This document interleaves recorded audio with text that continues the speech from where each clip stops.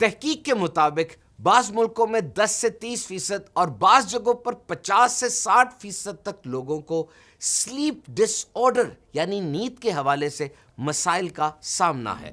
اسے انسومنیا بھی کہا جاتا ہے، یعنی یا تو نیند آتی ہی نہیں، یا اگر بیچ نیند میں آنکھ کھل جائے تو پھر دوبارہ نیند نہیں آتی۔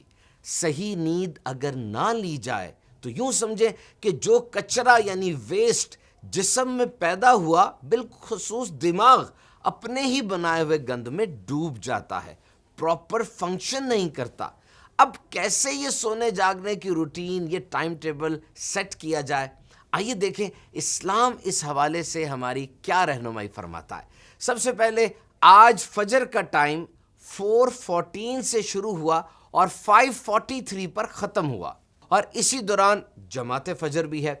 اب آپ ساری رات سوتے رہے یا ساری رات جاگتے رہے، اس ٹائم پر ضرور اٹھنا ہے، فریش ہونا ہے، وضو طہارت اور اب نماز ادا کرنی ہے۔ اور یہ حکم ہے رحمان و رحیم رب کا۔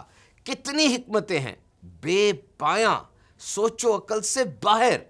اب جہاں رات کی نیند جسم کو سکون دیتی ہے، وہیں دوپہر کے وقت تھوڑی دیر آرام کر لینا جسم میں توانائی بحال کرنے میں جادوئی اثر رکھتا ہے۔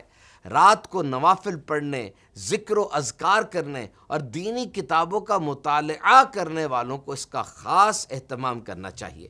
نبی رحمت شفیع امت صلی اللہ تعالی علیہ وسلم نے ارشاد فرمایا، قیلولہ کرو کیونکہ شیطان قیلولہ نہیں کرتا۔ دوپہر کے وقت سونے کو قیلولہ کہتے ہیں، اور پھر یہ قیلولہ یہ نبی پاک صلی اللہ تعالی علیہ وسلم سے قولاً اور فعلاً دونوں طرح سے ثابت ہے۔ اپنا عمل مبارک بھی ہے اور صحابہ کرام کو بھی حکم اور ترغیب ارشاد فرمائی ہے۔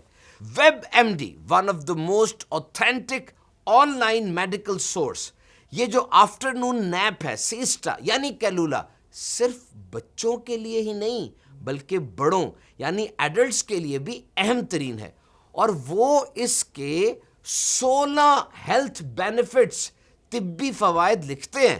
سب سے پہلے تو دن کے شروع کے حصے میں جو کچھ ہم نے سیکھا، سمجھا، جو بھی کام کیا، وہ آپ کے دماغ میں سٹور کرنا اور اس کو پچھلی یادداشت سے جوڑنا، یہ کام قیلولہ کی مدد سے آسان ہو جاتا ہے۔ اور تحقیق سے ثابت ہے کہ ایسے لوگوں کی پروموشن اوپر لیول پر وہ کمفرٹیبلی ہو جاتی ہے، یعنی یہ لوگ زیادہ جلدی ہیرارکی کے اوپر چڑھتے ہیں۔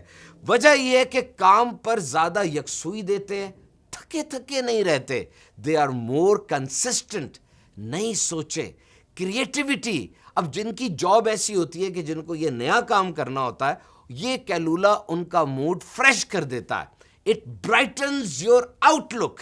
اور یہ جو نیند کے بعد گروگینس آ جاتی ہے نا، تھکاوٹ ہو گئی، دماغ میں دھند سی چھا جاتی ہے، ایک کمزوری سی ہو جاتی ہے، اسے سلیپ انرشیا کہا جاتا ہے۔ اگر آپ نے اس سے بچنا ہے تو یہ جو نیپ ہے یعنی قیلولہ ہے، اس کے ٹائم کو تھوڑا رکھیں، 10 منٹ سے 30 منٹ تک۔ اور پھر یہ چائے کا، کافی کا اور ہر کیفین ڈرنک کا بہت بڑا متبادل ہے، یعنی جو کام آپ نے چائے سے اور کافی سے لینا ہے، ایکٹیو ہونا ہے نا، تو یہ کام آپ قیلولہ سے لیں، یہ ریزلٹس قیلولہ سے لے سکتے ہیں۔